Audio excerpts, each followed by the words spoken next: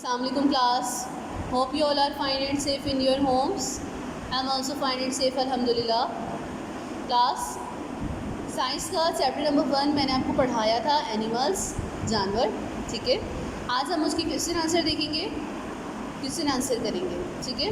तो let's go. So question number 1 है आपका, what is meant by classification. देखिए मैंने आपको बताया था लेक्चर के दौरान कि क्लासिफिकेशन क्या होती है। आप देखेंगे वीडियो में आपने देखा होगा कि क्लासिफिकेशन क्या होती है। तो पहला सवाल उसी के बारे में है, what is meant by classification. Classification का मतलब क्या है। तो आप सिंपली इसका आंसर लिखेंगे। सबसे पहले आप लिखेंगे scientist have arrange all living things into different groups, this is called classification. मैंने आपको बताया था कि साइंटिस्ट ने क्या करा है, सारे लिविंग थिंग्स को अरेंज कर दिया है, तकसीम कर दिया है, डिवाइड कर दिया है मुख्तलिफ ग्रुप्स में, डिफरेंट ग्रुप्स मुख्तलिफ ग्रुप्स में। उसी चीज़ को हम कहते हैं क्या, classification. Scientist have arrange all living things into different groups, this is called classification. Done, okay. Question number 2 है, Y is classification important for us. Classification हमारे लिए क्यों ज़रूरी है, Y is classification important for अस। तो आप इसका आंसर लिखेंगे, classification is important for us because it save time, it also help us to find what we want quickly and easily.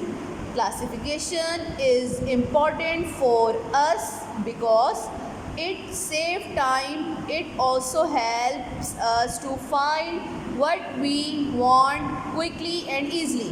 क्या मतलब हुआ इस सवाल का, इस सवाल का मतलब ये हुआ कि क्लासिफिकेशन हमारे लिए इसीलिए ज़रूरी है क्योंकि ये हमारा टाइम बचाती है, हमारा टाइम वेस्ट होने से बचाती है। ये हमें मदद करती है ढूंढने के लिए बहुत जल्दी और आसानी से कि कौन सी ग्रुप में, कौन से किंगडम में कौन सा एनिमल है, और हम फ़ौरन जाकर उस किंगडम को निकाल कर उस एनिमल के बारे में इंफॉर्मेशन कलेक्ट कर सकते हैं।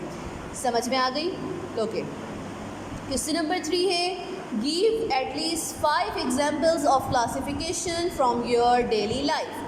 आपको क्या देना है, 5 एग्जाम्पल्स देनी है क्लासिफिकेशन की इन योर डेली लाइफ। आपकी रोज़मर्रा ज़िंदगी में क्लासिफिकेशन की कोई 5 एग्जाम्पल्स देनी है आपको, ठीक है। तो नंबर 1 लाइब्रेरी।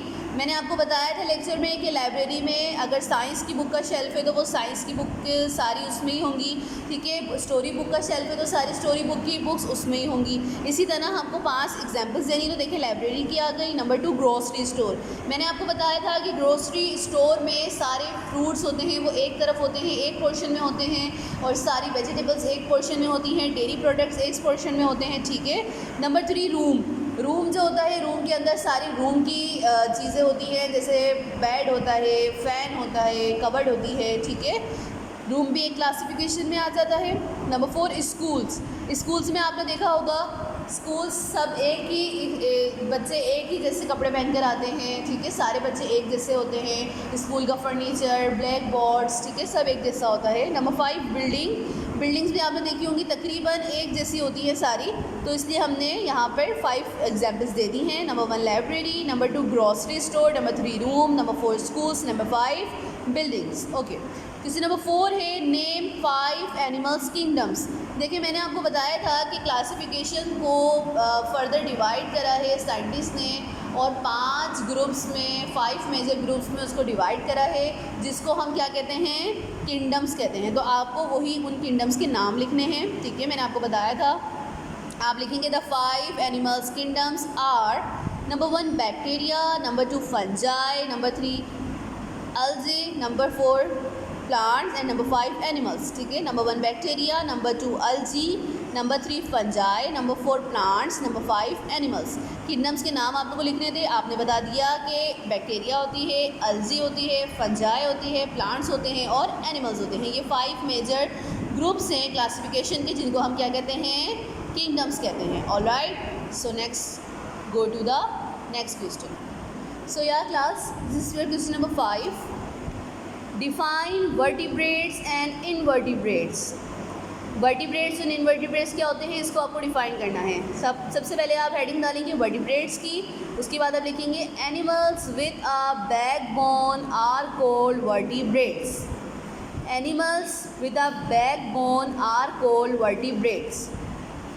बैकबोन क्या होती है, आप सबको पता होगा, रीढ़ की हड्डी, जिसकी मदद से हम बैठते हैं, हम चलते हैं, ठीक है, हम लेटते हैं, उसे हम क्या कहते हैं, रीढ़ की हड्डी, जो कि एक एनिमल्स के लिए या एक लिविंग थिंग के लिए बहुत ज़रूरी चीज़ होती है, ठीक है। इसके बगैर हम सही से ना बैठ सकते हैं ना चल सकते हैं, ओके।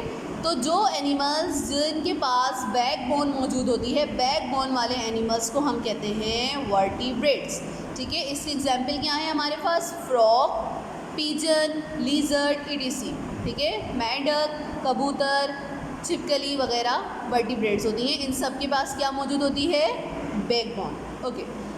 इनवर्टिब्रेट्स की हेडिंग डालेंगे आप, उसके बाद आप लिखेंगे animals without a backbone are called invertebrates.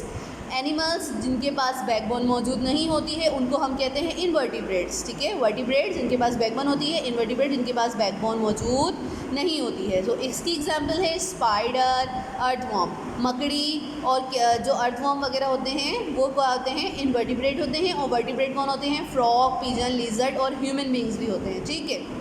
So this is your 5 questions, hope you all are understand.